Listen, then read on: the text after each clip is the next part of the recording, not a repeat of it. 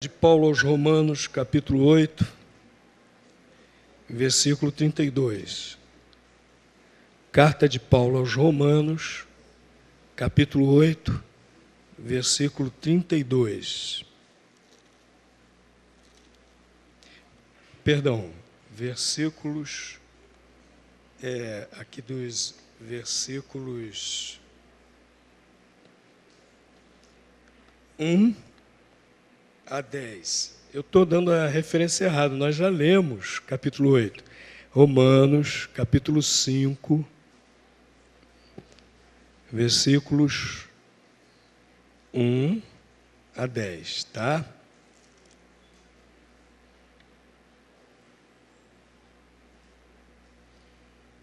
Todo mundo achou?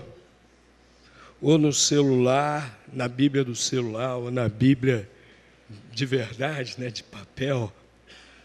Todos acharam? Então vamos ler. Carta de Paulo aos Romanos, capítulo 5, versículos 1 a 10. Justificados, pois, pela fé, tenhamos paz com Deus por nosso Senhor Jesus Cristo, por quem obtivemos também nosso acesso pela fé a essa graça, na qual estamos firmes, e gloriemo-nos na esperança da glória de Deus. E não somente isso, mas também gloriemo-nos nas tribulações, sabendo que a tribulação produz a perseverança, e a perseverança a experiência, e a experiência a esperança. E a esperança não desaponta, porquanto o amor de Deus está derramado em nossos corações, pelo Espírito Santo que nos foi dado. Pois, quando ainda éramos fracos, Cristo morreu a seu tempo pelos ímpios, porque dificilmente haverá quem morra por um justo, pois poderá ser que pelo homem bondoso alguém ouse morrer. Mas Deus dá prova do seu amor para conosco, em que, quando éramos ainda pecadores, Cristo morreu por nós. Logo, muito mais, sendo agora justificados pelo seu sangue, seremos por ele salvos da ira. Porque se nós, quando éramos inimigos, fomos reconciliados com Deus pela morte de seu Filho, muito mais, estando já reconciliados, seremos salvos pela sua vida. Está se aproximando o Dia das Mães, e aí, não me queiram mal as mamães, não, mas as mamães são muito glorificadas, né? São muito enaltecidas. Nós costumamos dizer que não existe amor como amor de mãe.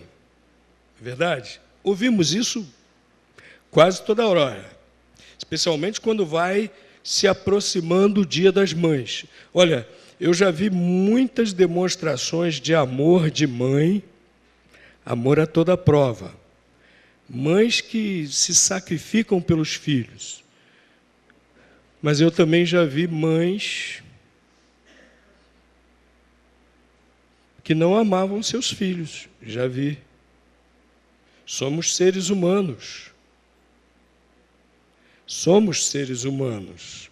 Amor de mãe também, às vezes, falha. Mas a palavra de Deus diz que o amor maior que todos, o amor infinito, o amor que nós não conseguimos entender. E o próprio texto da palavra de Deus nos mostra isso, né? Como é que podemos entender o amor de Deus? Amor maior que qualquer um, amor infinito, é o amor de Deus. Esse sim é o amor maior que todos, maior até que amor de mãe. É o amor de Deus. Por que que o amor de Deus é o maior de todos? Em primeiro lugar, porque Ele deu seu Filho para morrer por nós. Vejam aqui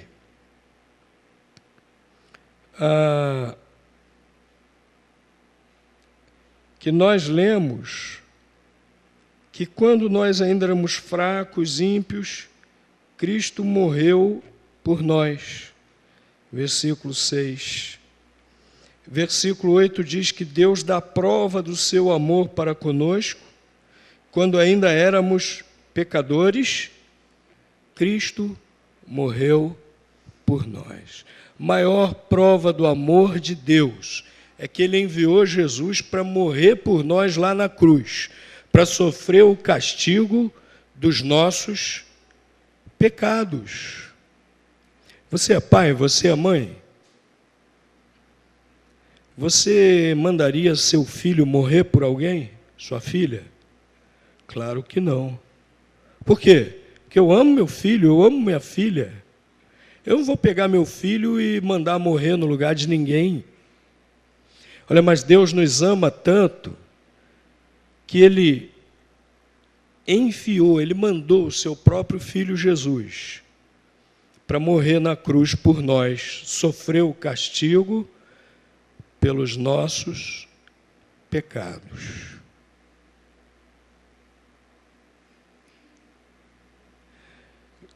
Evangelho de João, capítulo 3, versículo 16, o próprio Senhor Jesus declarou, palavras dele, de Jesus, porque Deus amou o mundo de tal maneira que deu o seu Filho unigênito, único, para que todo aquele que nele crê não pereça, mas tenha vida eterna. Assim que Ele nos amou. O amor dele é maior que o amor de qualquer um, porque Ele enviou o seu Filho para morrer por nós. Uma vez, houve um acidente de carro na rodovia Dutra. Acidente muito sério. A família que ia no automóvel bateu numa carreta. A carreta bateu no automóvel. Mas o fato é que toda a família morreu. E o carro ficou uma sucata, mas ficou preservado, dava para ler, um adesivo que estava pregado no carro. Essa parte foi preservada e deu para ler. Deus nos ama. Deus nos ama, estava no adesivo. E algumas pessoas se perguntavam, vendo aquele acidente, como Deus nos ama? Essa família que ocupava o carro morreu toda. Mas a resposta está aqui no versículo 8. Mas Deus dá prova do seu amor para conosco, que quando éramos ainda pecadores, Cristo morreu por nós. Meus irmãos, aconteça o que acontecer conosco, Deus nos ama. Aconteça o que acontecer conosco, Deus nos ama. A maior prova é essa, que Ele não poupou ao seu próprio Filho, e como Ele sofreu ali na cruz, e antes da cruz Ele já sofreu muito. A maior prova do amor de Deus é essa. Portanto, meus irmãos, seja lá o que nós estejamos atravessando, seja lá o que você esteja atravessando, Deus o ama. Nunca duvide do amor de Deus. Ele deu a maior prova de amor, entregando o seu próprio Filho para morrer na cruz. Isso é maravilhoso demais. Isso é... As pessoas, ao ouvirem isso, deveriam serem totalmente impactadas. Isso é maravilhoso demais. Serem totalmente impactadas por esse amor de Deus tão grande. Imagine Jesus lá na cruz sofrendo terrivelmente, dores terríveis. Uma vez eu vi uma explicação médica do que Jesus passou lá na cruz. Eu não lembro agora nos detalhes, né? Mas, para resumir, dores terríveis, uma coisa terrível.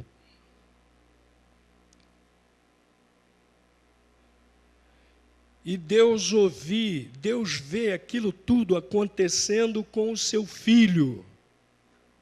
Deus vê tudo aquilo acontecendo com o seu filho.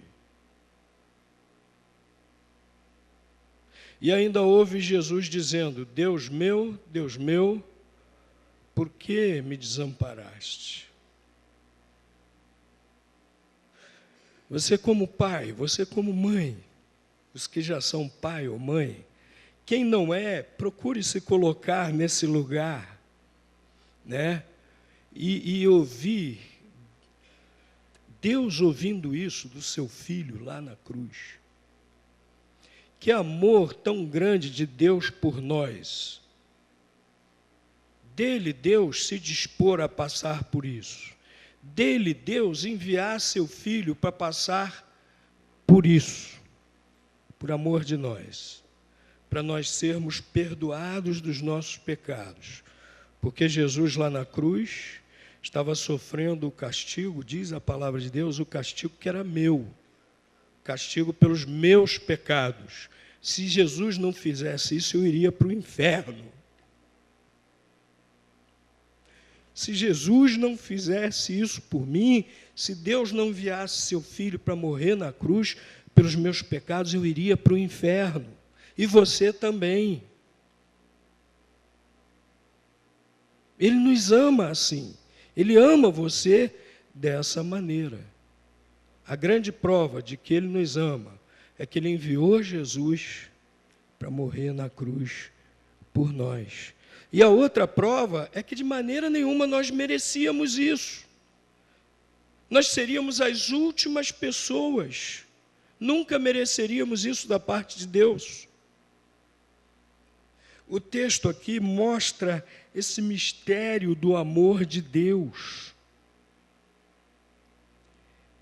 Versículo 6 diz: quando éramos fracos, Cristo morreu a seu tempo pelos ímpios.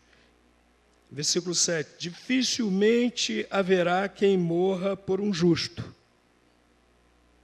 Dificilmente. É difícil você ver um ato heróico de alguém dando a sua própria vida por alguém que seja justo, por um homem bondoso, né?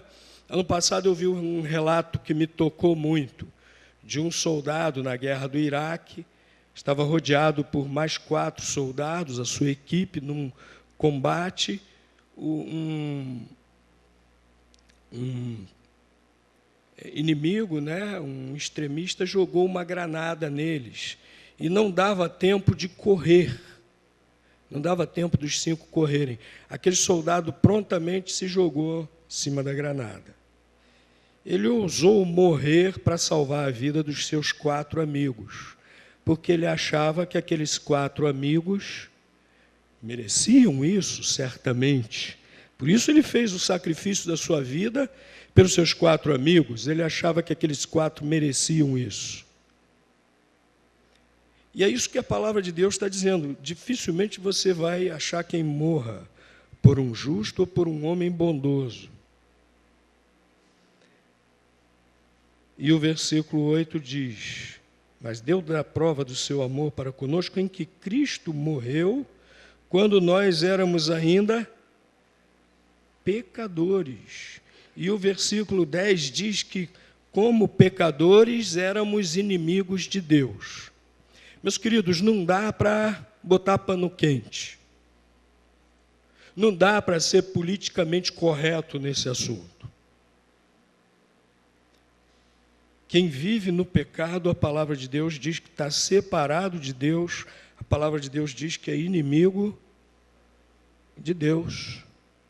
Aí Deus vai e manda o filho dele morrer na cruz pelos seus inimigos. O ser humano que resolveu virar as costas para Deus. Que isso, pastor? Eu sou muito religioso.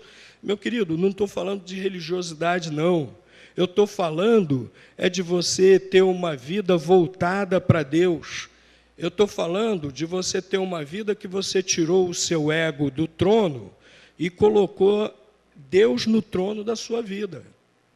A palavra de Deus diz que quem não faz isso é pecador, e nós vimos no versículo 10 que o pecador é inimigo de Deus. Talvez você não soubesse disso, mas o fato é esse. A palavra de Deus diz que o nosso pecado ofende a Deus profundamente.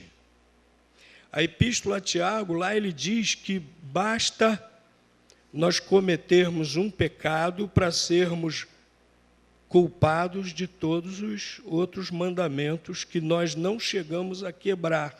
Basta quebrar um mandamento só. Por quê? Porque, em essência, é como se a gente tivesse desobedecido todos os mandamentos. Porque nós fizemos o quê? Desobedecemos a Deus ao quebrar aquele mandamento. E o problema é esse, é a desobediência a Deus.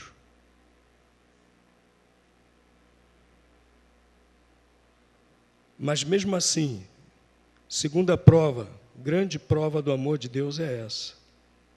Primeira é, ele mandou Jesus morrer por nós. Segunda é, de maneira nenhuma nós merecíamos isso, nós pecadores, e mesmo assim Deus mandou Jesus, sendo nós pecadores. Não é? Ele não mandou Jesus morrer por nós porque merecíamos. Não, de forma alguma, pecadores, separados de Deus, inimigos de Deus, rebeldes. O pecador é um rebelde em relação a Deus. O pecador quer fazer a sua própria vontade e não a vontade de Deus. E mesmo assim ele mandou Jesus morrer por nós, pecadores. Ele não esperou para a gente dizer assim, meu Deus, eu sou um pecador, eu me arrependo. Não, ele mandou Jesus morrer antes. Senão nós nem teríamos essa possibilidade de arrependimento. Se Jesus não tivesse morrido na cruz por nós, nós nem teríamos essa possibilidade de arrependimento. Jesus morreu pela multidão de pecadores. Jesus morreu por todos os pecadores. Que grande amor de Deus. Você daria a sua vida por um pecador? Você daria a vida do seu filho por um inimigo seu? Deus fez isso por nós. Que grande amor. E o que o grande amor de Deus tem para nos proporcionar? O que Deus tem como objetivo ao nos amar tanto, ao enviar Jesus para sofrer na cruz, morrer por nós na cruz? Vejam aí o versículo 1, Justificados, pois, pela fé, tenhamos paz com Deus. Justificados, pois, pela fé. Versículo 9 também. Logo, muito mais, sendo agora justificados pelo seu sangue. Lá na cruz, Jesus derramou o seu sangue para nos oferecer justificação. Ele nos lava, Ele nos perdoa. Deus não nos vê agora como pecadores. Deus nos olha através de Cristo e nos vê agora justos, sem pecado, justificados. Que maravilha, né? Quando eu penso nisso, chega a me dar um alívio.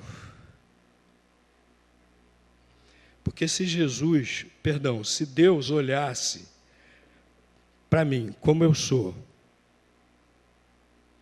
Ele só veria um pecador que merece ir para o inferno. Mas Ele olha para mim por meio de Jesus, através de Jesus, e vê em mim um justo sem pecados, porque Jesus, lá na cruz, pagou a minha conta, sofreu o meu castigo. O amor de Deus nos oferece justificação, e essa justificação é por meio da fé em Cristo. Justificados, pois, pela fé em Cristo. De que Ele é o Filho de Deus, de que o que Ele fez na cruz é suficiente para nos perdoar, para nos salvar. Justificados, pois, pela fé. O amor de Deus quer nos dar essa justificação, por isso que Jesus veio. É por meio da fé, seu sangue derramado na cruz, que nós somos justificados. O que mais que o amor de Deus nos oferece? De justificados, pois, pela fé, tenhamos o quê? Paz com Deus. Paz com Deus. Sem Cristo, o pecado nos separa de Deus. Ah, mas eu faço muitas boas obras, eu sou muito religioso, eu faço muitas orações, todo dia eu vou à minha igreja está aberta todo dia eu vou à minha igreja. Eu gosto de ver aqueles programas evangélicos na TV, também vejo as missas na TV, eu sou religiosíssimo.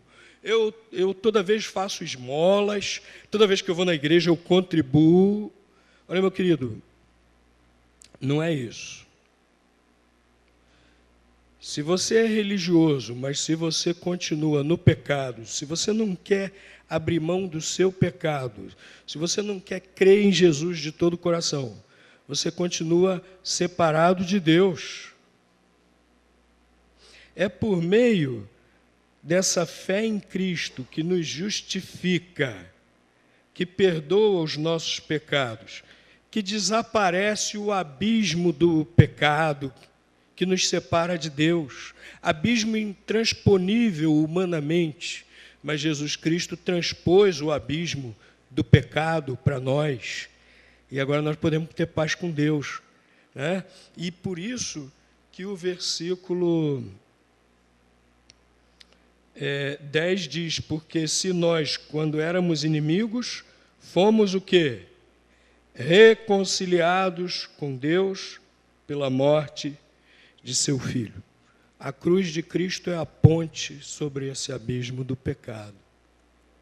Eu gosto muito de um folhetinho que tinha antigamente que até colocava essa ilustração, a cruz de Cristo sobre o abismo do pecado para nós irmos até Deus. Por meio da fé em Cristo, seu sacrifício na cruz, nós somos justificados, nós recebemos a paz com Deus. E mais, olha o versículo 2.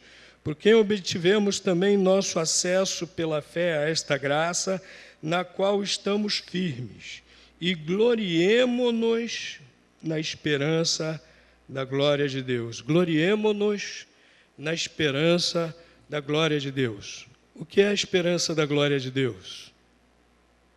Quando se verá visível e plenamente toda a glória de Deus, quando Jesus voltar. E a palavra de Deus diz que Ele nos ressuscitará e fará novos céus e nova terra para os salvos habitarem. O amor de Deus, por meio do sacrifício de Cristo na cruz, nos dá essa verdadeira esperança da glória de Deus. Você já tem certeza o que vai acontecer com você depois da sua morte? Ih, pastor, que assunto chato para falar. Eu vim aqui, o culto estava tão bom. Você tem que falar nisso. Mas, meu querido, nós temos que falar nisso para o seu próprio bem. Você pode viver muito bem aqui, você pode ser muito feliz aqui, você pode não ter nenhum problema aqui. Mas e a eternidade? Como é que vai ser? E a eternidade não termina, não acaba. Não tem retorno. Tem gente que engana e diz, não, tem retorno sim. Tem não. A palavra de Deus diz que ao homem está ordenado morrer uma só vez, vindo depois disso o juízo de Deus.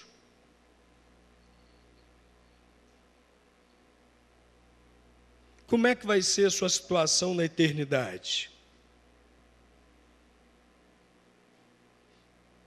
Uma vez eu estava dirigindo um estudo bíblico evangelístico numa residência, muitos anos atrás, lá em Recife, e eu fiz essa pergunta, quem aqui não tem medo da morte? Ninguém levantou a mão. Aí daqui a pouco levantou a mão assim de uma senhora bem idosa, né? Aí eu perguntei, a senhora não tem medo da morte? Não, ela já devia estar bem mais próxima do que nós, né? de chegar a esse momento. Como é que é, pastor? A senhora não tem medo da morte? Aí ela baixou a mão. Ah, tenho sim. É que eu não entendi direito a pergunta. Quando as pessoas evitam pensar nisso, porque realmente essa perspectiva da morte é terrível. Então as pessoas vivem alienadas, pensando só no aqui, no agora, no que pode comprar, no que pode viajar, no que pode ter, no prazer que pode gozar, para evitar pensar nisso, na eternidade. É uma espécie de droga espiritual, né? De droga para a alma, para evitar pensar na morte, para evitar pensar na eternidade.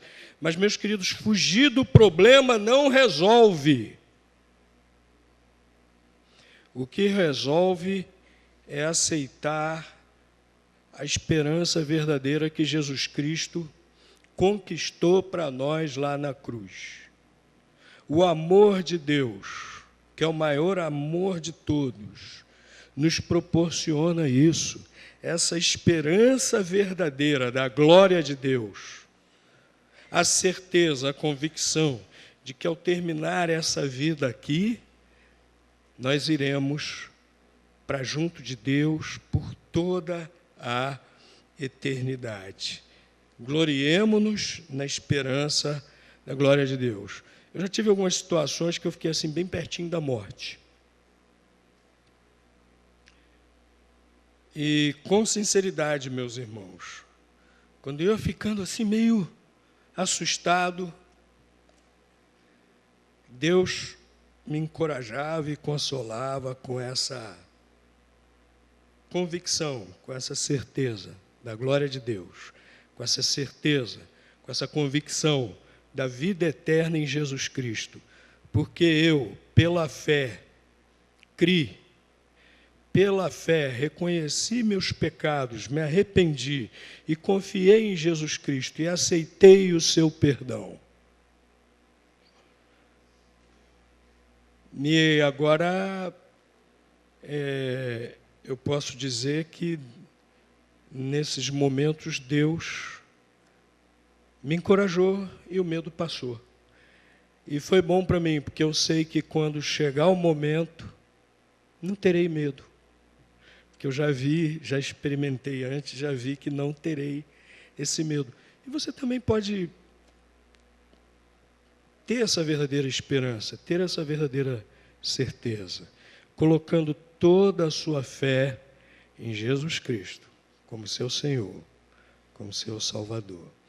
Nós vamos celebrar a ceia do Senhor. Enquanto celebramos a ceia do Senhor,